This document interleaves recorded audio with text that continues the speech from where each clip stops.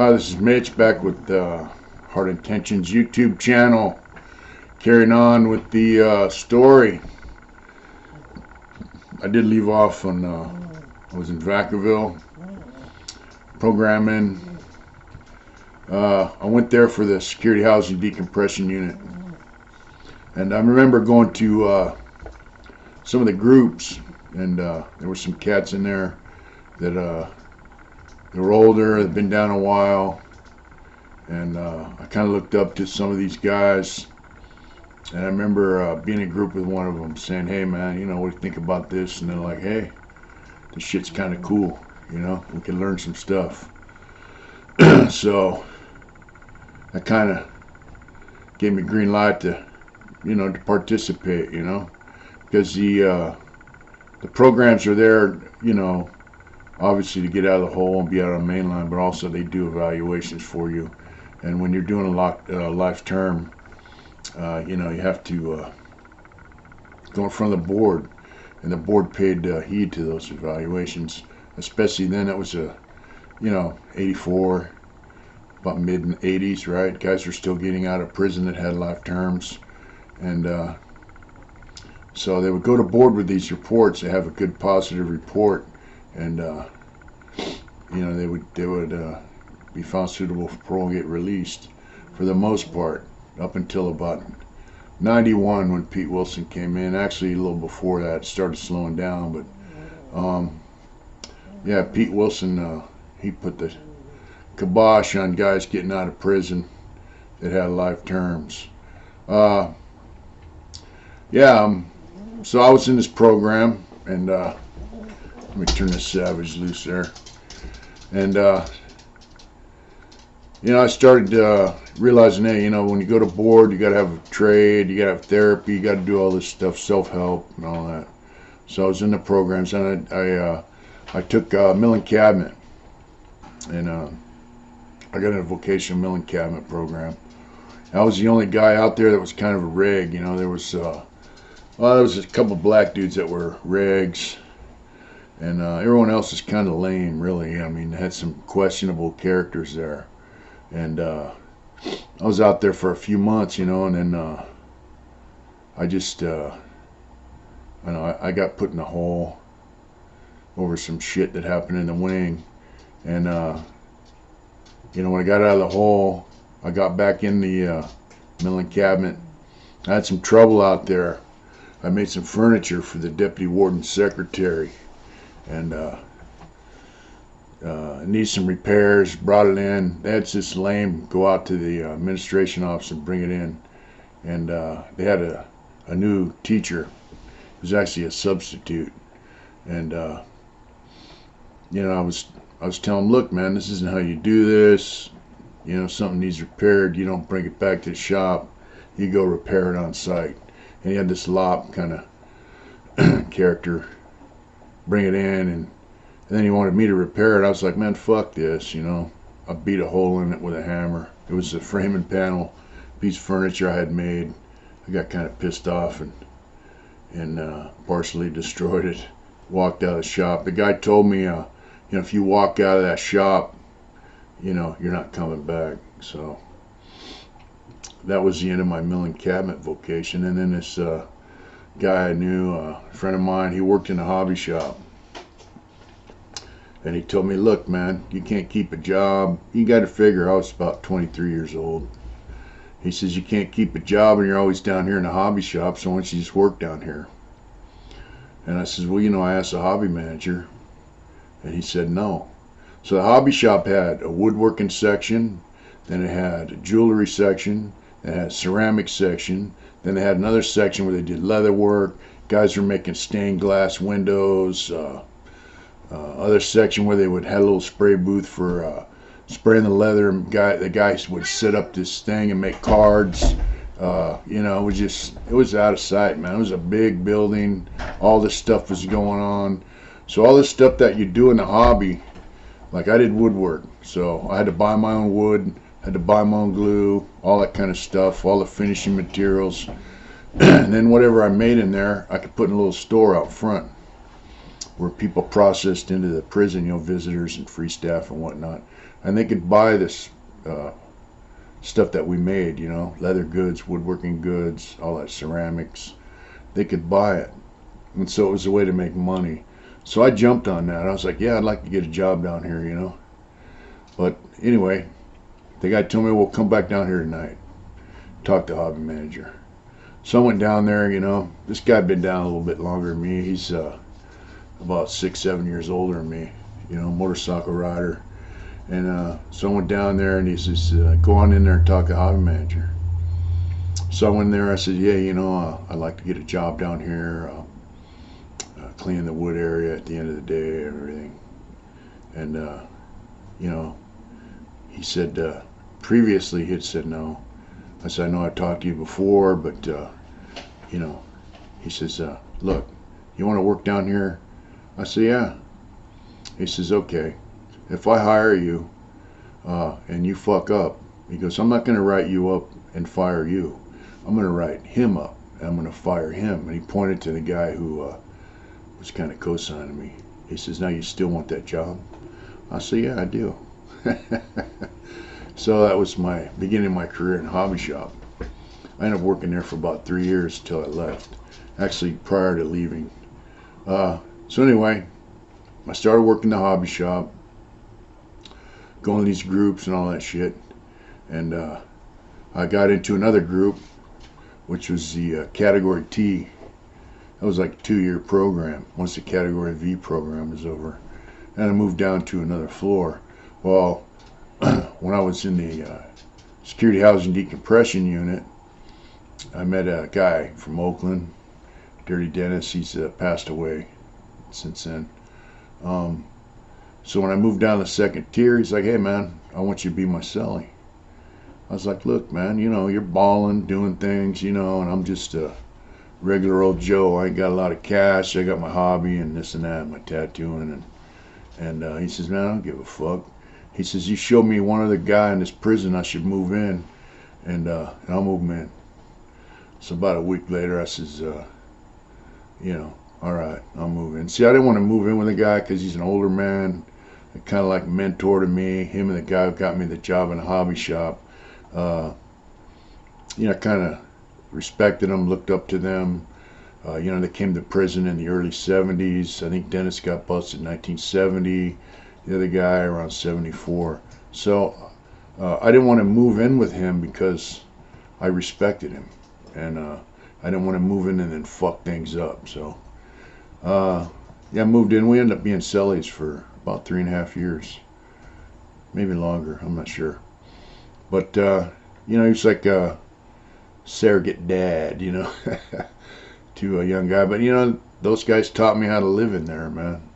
And so I went to board. After a few years there, I went to board there. And, they told me they wanted me to finish my milling cabinet, which, it was impossible there. I tried to get back into that program, and they were just not having it because the guy who was a substitute instructor ended up becoming the permanent instructor. So that was the end of that for me. But in the meantime, there were things like, one time this guy was kind of talking shit to me out the side of his neck. He was drunk. His partner says, hey, why don't you tell me you had a problem with that guy? It was a friend of his. I said, because I don't want to be like all these other assholes that come crying to you every time they got a problem with them. And he's like, all right. He kind of gave me a green light, if you got a problem, you can't live with it, deal with it. And anyway, my friend, my cellie, he worked the Yard Shack canteen, man. He came in with some cases of sodas with a piece in there, knife, and he caught the dude in the hallway, and he told me, hey, man, you got a problem with my kid? Just put the knife up to his stomach, and this prior to me moving in with him, and I was like, nah, man, I ain't got a problem with him. And anyway, that guy ended up apologizing to me the next day. So I took that as, these two guys had a little respect for me. And so, it makes you feel kind of, you know, cut above, right? When guys like that give you a little respect. And I had a duty kind of to not let them down in my behavior, my daily behavior, you know. Another thing guys taught me, man, was, you know, about dope, you know, at that time. They said, look, man, if you use dope, man, they said drugs are for having fun and making money, bottom line. And if you're not having fun and, you know, you're not making money, then, and you're still using drugs, then you're just a fucking dope fiend like all the rest of these guys. And that stuck in my head, you know. It was good advice. Something I took to heart later on. But, you know, that pin right there was pretty kicked back, but there was some violence there. I mean, I told you earlier about the dude, they stabbed him in the neck while he was slamming dope, about cut his head off. I remember one time, too, down in the first tier, this is what got me kicked out of hobby. There was a little Mexican paisa dude, and he lived in a wing that's all dorms in the first tier, and this big black dude went and busted in his locker and took a bunch of his shit, you know. And little dude's like, hey, give me my shit back. He's like, ah, fuck you, you know. I ain't giving your shit back. So he went and got a piece from this other guy. And, you know, the guy had a nice piece. It was all polished up. And, you know, he went and stabbed that dude and killed him. Stabbed him one time, killed him. So I guess he should have gave that guy's stuff back. But anyways, staff said, look, that knife was made in a hobby shop, because it was so sharp and so polished up that they just assumed it had to be made in a hobby shop, and actually it wasn't. It was actually made in another prison and brought there. But so that was the end of my hobby career. I still got to go to hobby, but they took my job working down there, which kind of sucked, because it was nice to go down there and work with wood, you know. But when I went to board, one thing they said was I didn't finish my milling cabinet vocation. And that was before they stopped letting guys out with life terms. And I kicked myself in the ass for that for a long time, because I thought, man, if I would have finished that trade, there's a chance I would have been found suitable and gotten out before the hammer dropped, you know, before the door closed on lifers. So anyway, they said, look, we want you to go to DVI and finish your vocational milling cabinet. And DVI is Tracy. So you know, I go back to my pad, and my celly dentist is like, hey, look, man, you know, you gotta stay here. And I was like, but that time CMF is a California Medical Facility. Because it's a medical facility, that's where they got all the psych programs. That's why they had the lifer programs there. And you know, I just said, man, fuck this. They were making it a hospital. And, you know, guys that been there forever, you know, they were kicking them out. They're saying, hey, you got to go. We're making this a hospital. And so guys are snitching, you know. My celly said, look, man, party's over for us. No more crank, you know. You got to figure we burned through quite a bit of speed there, crank. You know, selling it, making money, partying. And, you know, he says, look, guys are telling so they could stay here. It's kind of a sad state of affairs, and God will go rat you out and get you put in a hole, maybe more time, maybe fucked around for years at the parole board just so they could stay comfortable in some prison. Kind of a sad deal. So anyway, I felt like, you know, if I run and talk to people that, you know, have a little juice and they could keep me there, I felt like I'd just be like all the rest of them cocksuckers that couldn't go to another prison, you know, because they'd been there too long. So I just, you know, I told myself, yeah, I went and talked that guy, but really I didn't. I just went down to the hobby shop and packed up all my shit. And I told the staff, look, man, you know, I went to committee. I go, I don't want to go to Tracy. I want to go to San Quentin. In my mind, you know, I could go to San Quentin and finish another vocation, but you know, my state of affairs at that time was all about partying, having family visits, you know, getting regular visits, and the place to do that was, to me, was San Quentin.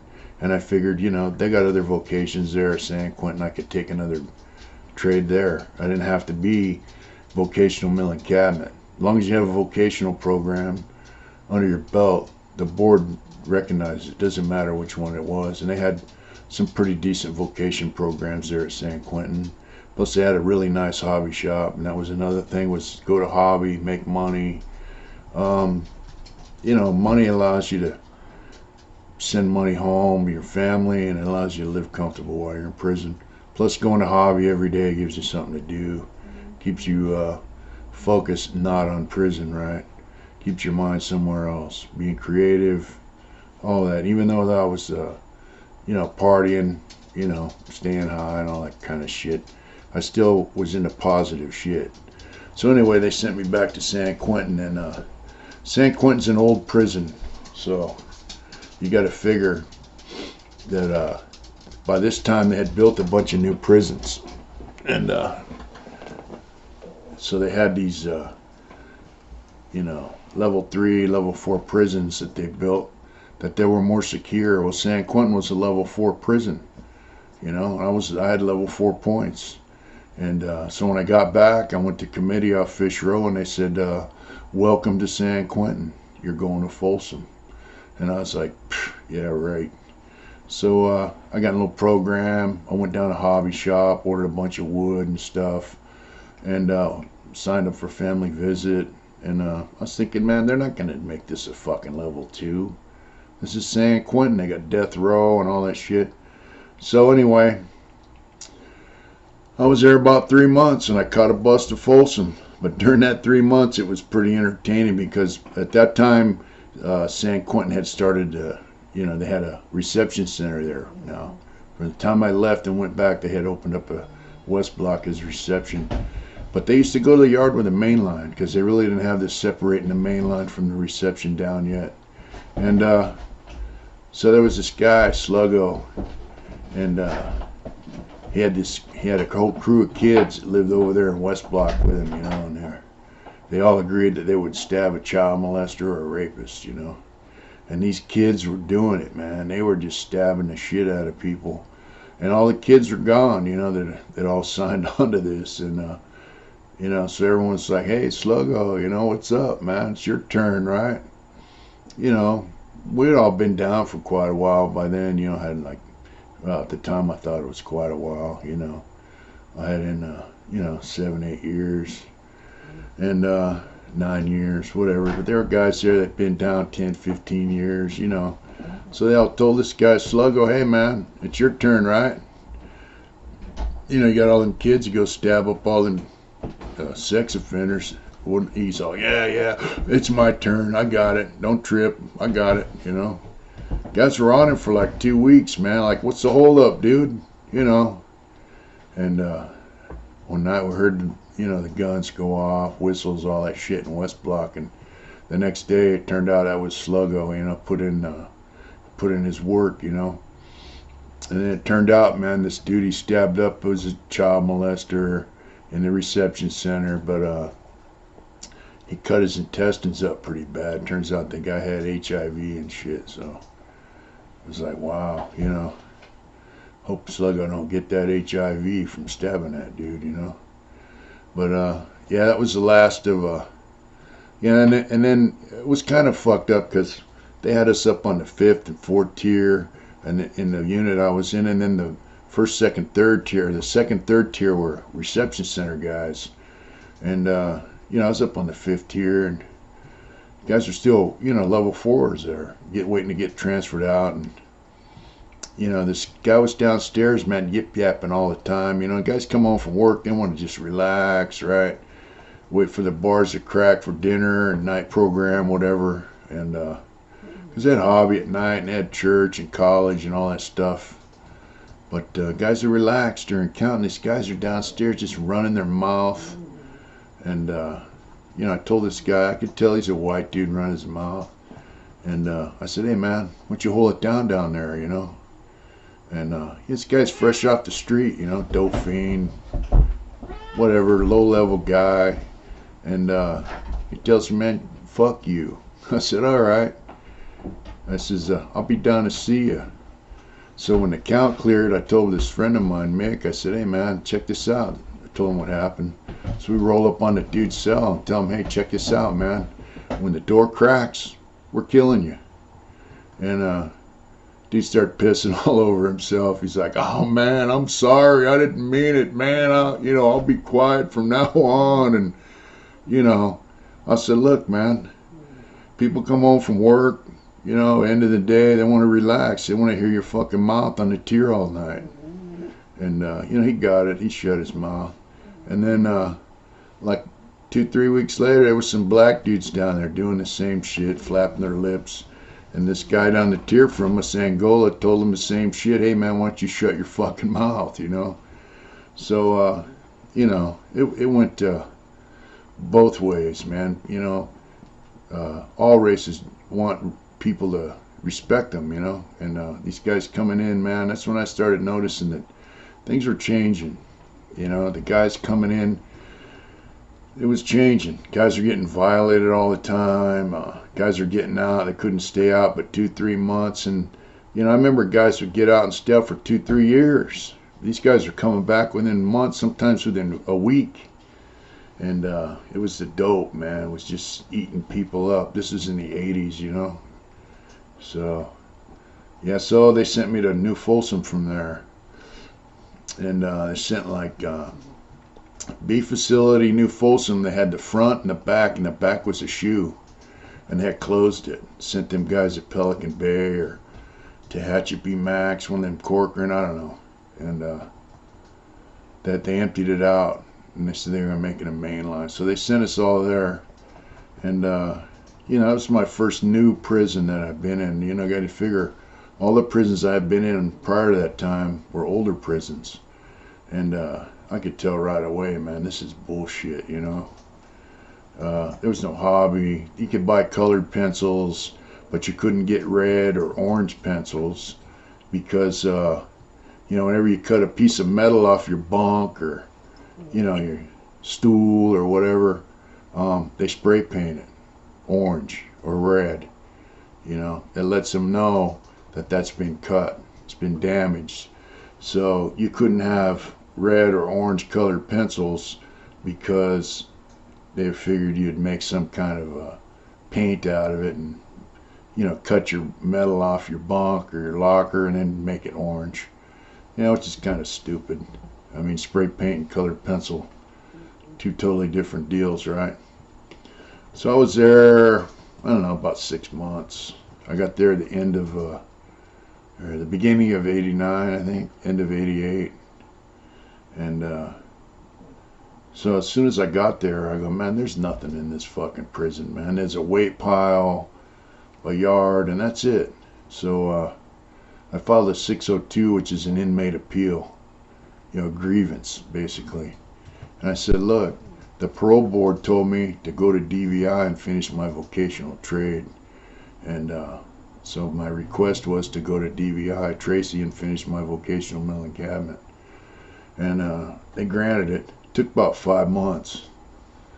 But during that 5 months, it was quite an eye-opening experience. The new style level 4 prisons were, tighter security, man, just it was just nothing there. They had this, they had a PIA, I think they were making benches for the parks or something, and they were pissing and moaning about working in there. They didn't like it, so they kept trying to create time bomb fires, They would set up a book of matches and put a cigarette there, and they were trying to catch all the wood on fire in the shop, trying to burn it down because they didn't want to work back there.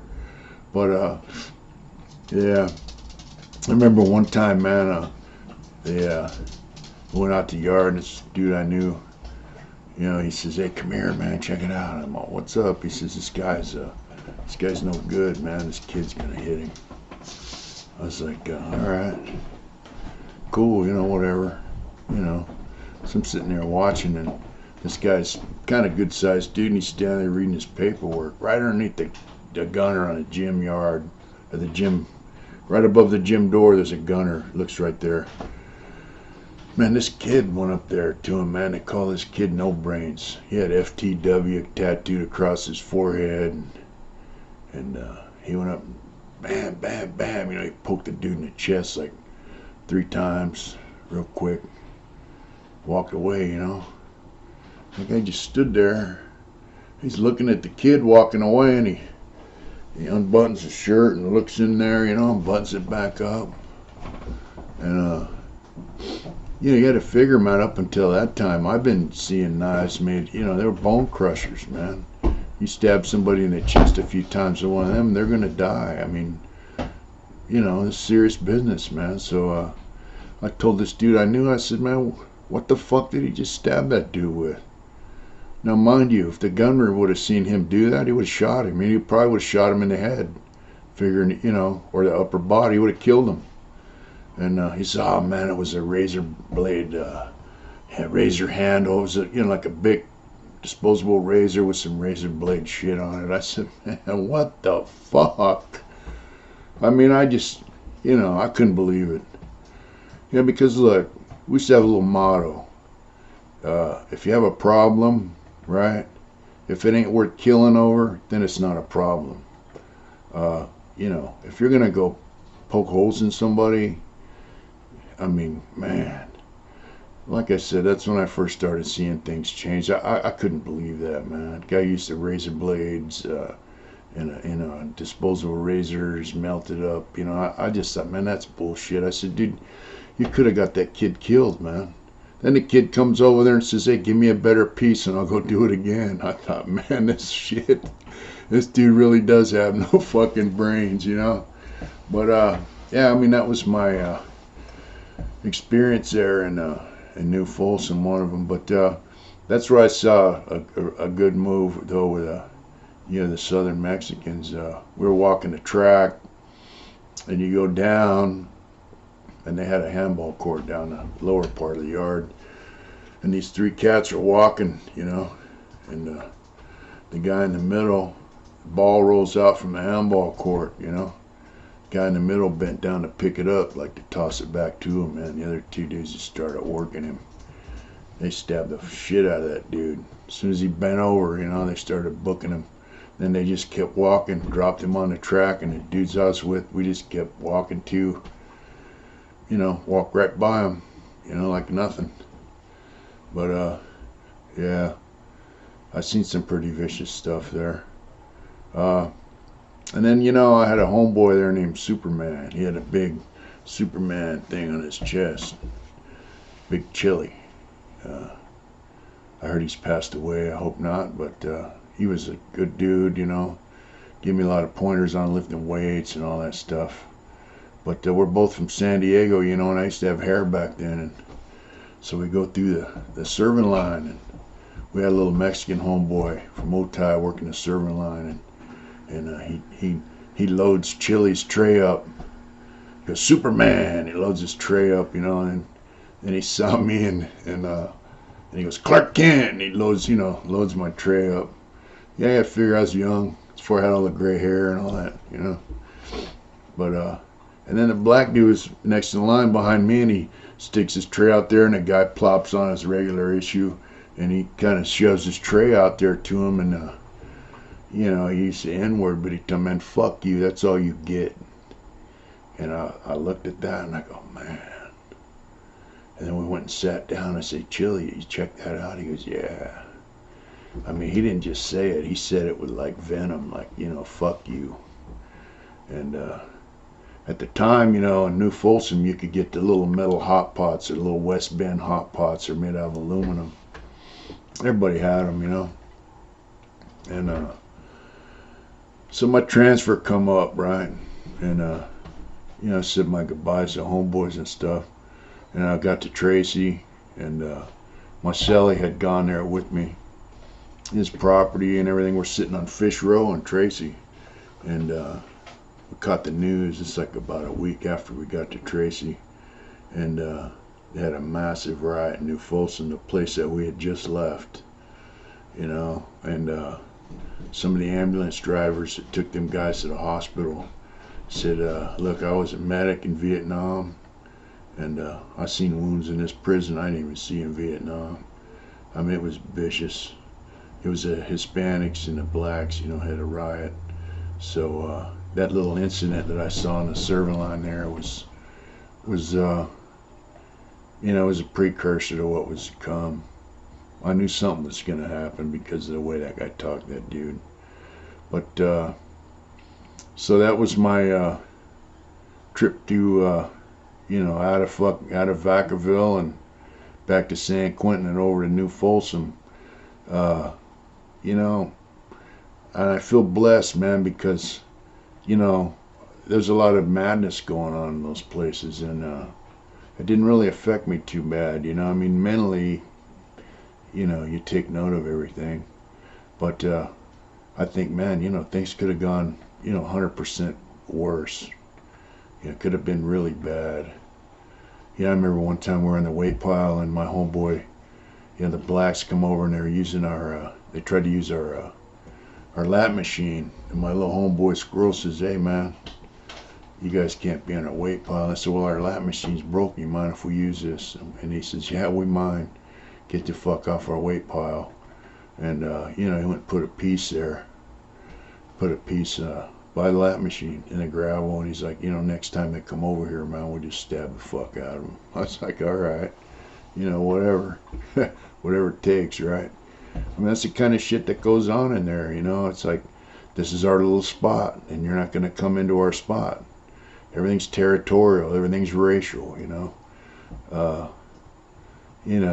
There was a guy that was driving iron on the weight pile. He was there before I got there, and he came over from New Folsom because they made New Folsom a level 2 also, and they were bringing dudes over, and I don't know the dude.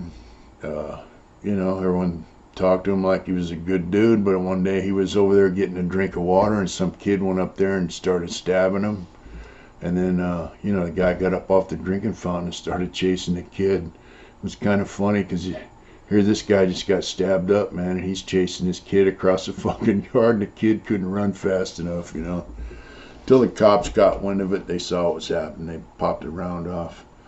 But Folsom was no joke, man. When I was in orientation there, they sit you down in the day room when you come in, and the cops, like, I remember one thing he said. He says, "This isn't CDC, this is Folsom. You don't run, you don't horseplay, you don't fight. If you do, we will shoot you and we will kill you." And he wasn't threatening. He was just kind of, he didn't say it in a threatening manner. He was just saying it in like a matter of fact manner, like, if you fuck around here, we'll kill you.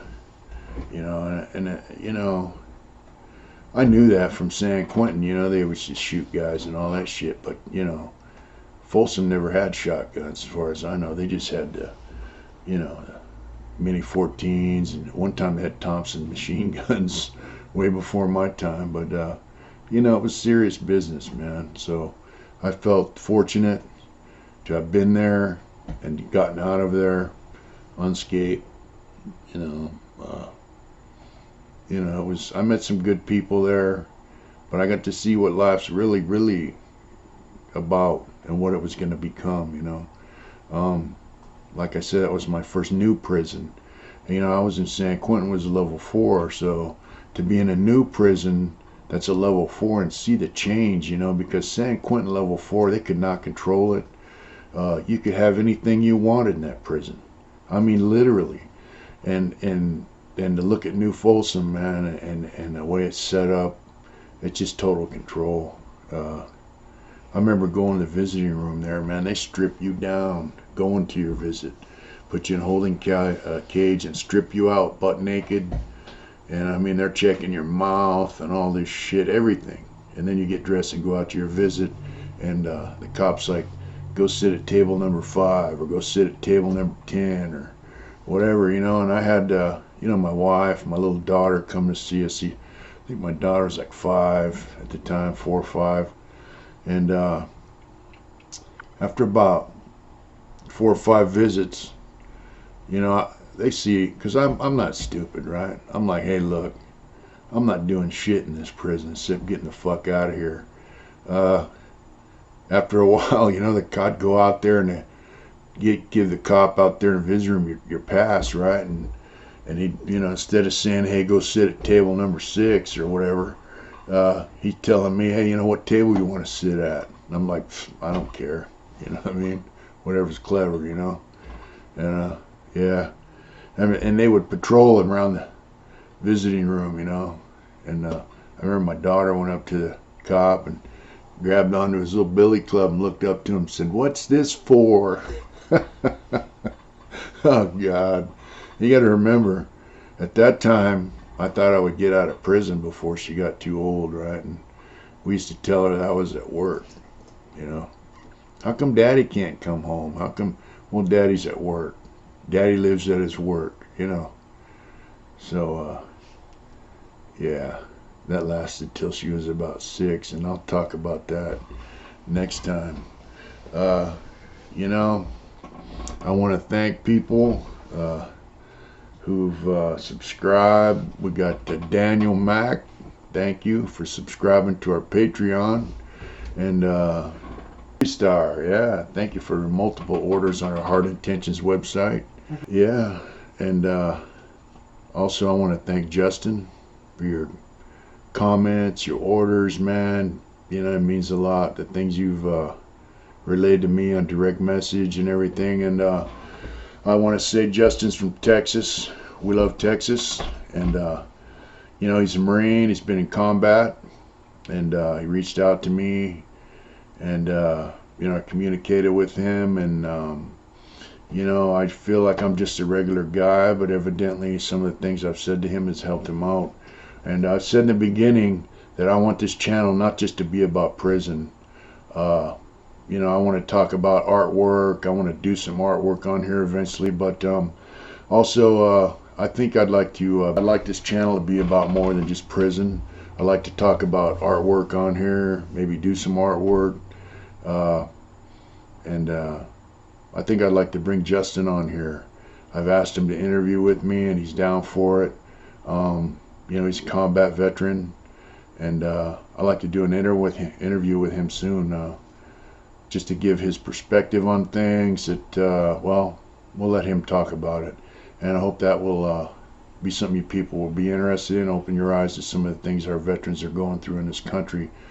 You know, a lot of them are homeless, a lot of them are committing suicide, a lot of them have drug problems. You know, Justin's out there in Texas working in the oil patch and doing it right, and I'm very proud of him. I'm going to have him on this channel here soon, hopefully. I always tell people I'm a veteran of domestic war. You know, because prison's domestic. You know, it's here in our country, and it was a war zone, man. You know, guys are in there murdering each other in a small little area that you can't get away from. You got a community of 3,000 or 4,000 guys, and guys are stabbing and killing each other. So, yeah, I'm a veteran of domestic war, but this man Justin is he's a veteran of a real war, and you know, my heart goes out to the veterans. I love them. One of the first events that we did with the T-shirts, we did a poker run for the combat veterans down in Sacramento, their motorcycle association, and you know, it's just I got the honor of designing a side patch for the Sacramento charter, the Capital chapter, and it's just great, man. I did 3 pieces for them. They voted on one, made a side patch out of it. You know, veterans are great. We love them. So we're going to have one on here hopefully within a week or so, and we hope you enjoy that. I want to thank everybody who watches our videos. I want to ask you to please subscribe, like, watch, all that good stuff to us. Share it. You know, thanks for going to our website, Heart Intentions. We sell T-shirts, art prints, baseball hats, you know, snapback caps right now, and you know, we appreciate all the support, man, and all the positive comments. I do want to say, like, guys have asked me about tattooing, about doing artwork and stuff like that, so I would just like to say, can you please direct message me on Facebook Messenger? It's Mitch Smiley, and then on Instagram it's mitch.smiley.790, and then we have Heart Intentions. I think it's Mitch at heartintentions.com. Message me. That way I don't have to read the comments on the sidebar here. I am burned out on tattooing, but I am open to doing tattooing. You know, I hope you guys enjoy this. I got another interview coming online soon with Big Rhino. In the meantime, people, enjoy your life. You only get one. Thank you very much. Have a great night or day, whatever time it is you're watching.